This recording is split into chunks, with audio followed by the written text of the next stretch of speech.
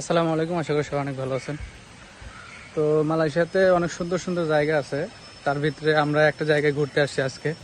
এটা হচ্ছে Sungai তেকালা waterfall. এটা কেএল এর ভিতরেই, সেলাঙ্গরের ভিতরে আর কি। তো আপনাদেরকে কিছু জায়গা দেখাবো।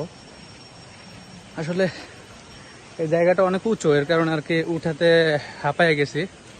অনেক সুন্দর সুন্দর জায়গা দেখেন, জঙ্গলের ভিতর দিয়েও অনেক মেয়ে মানুষ আছে। সেই তাদের ভিডিও ফুটেজগুলো আপনাদেরকে একটু দেখাই, দেখেন।